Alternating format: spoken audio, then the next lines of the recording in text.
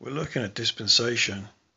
Have the definition here. It says the method or scheme according to which God carries out his purposes toward men is called a dispensation. Usually reckon three dispensations: the patriarchal, the Mosaic or Jewish, and the Christian. So patriarchal would be pre-flood, or Abrahamic, possibly. So many stages in God's unfolding of his purpose of grace toward men.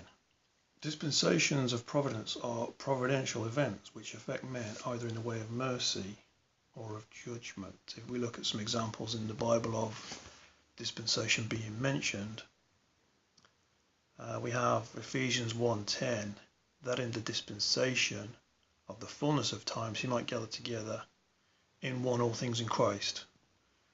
So that is the finishing of the dispensation of grace at the second coming. We have Ephesians 3. If you have heard of the dispensation of the grace of God which is given to me, that's the Apostle Paul. So dispensation, clearly, in my opinion, is one of the most important things to understand in the Bible. Paul's doctrine and the dispensation that was given to him was that you were to become dead through baptism to the law, so that you were not under the law, and therefore the law is not applicable. And he likened it to a woman losing her husband, that she had been released from that marriage and she was free to marry again. Paul preached the cross and righteousness through the Spirit that Joel prophesied of when Joel said, I will pour out my Spirit upon all flesh, and that was the dispensation that had come, as Peter stated to the Jews in Jerusalem, when he convinced them that they had wickedly given Christ over to be crucified and that they should be baptized and receive him as Messiah and receive the Spirit. And Jeremiah prophesied of the new dispensation, saying, I'll put my laws in their heart. And Paul again reflects that by saying, not on the tables of stone, that's the Mosaic Sinai covenant, but on fleshly tables of the heart. Again, Paul says, you've not come to Mount Sinai, the mountain that burned and was black. You've come to Mount Zion, the general assembly of the firstborn, and a host of angels. And again, he said the letter was old, and that covenant had faded away. The oldness of the letter, that's the writing down, no longer under a schoolmaster.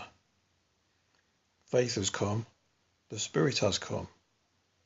Okay, again, states righteousness is the new covenant. The law is not for a righteous man, but for sinners. That's 1 Timothy 1. You see the fading away there of the Mosaic commandment. You are under grace. You are not under the law. One of the most important parts of the gospel is when the Pharisees bring a woman caught in adultery to Christ, and they say, under the Mosaic law, she is to be stoned. Christ says, let him that is without sin cast the first stone. It's a different dispensation. So immediately we can now condemn false religions like Islam.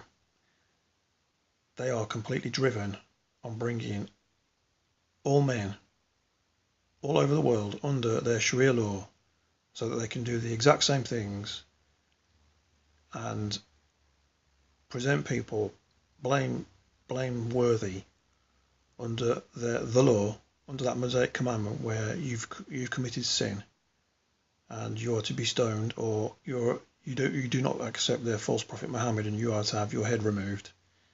You see these wicked anti-dispensational groups. You see the Jews who call themselves Jews and are not, but are the synagogue of Satan, how they deny the cross. See how they are anti-dispensational.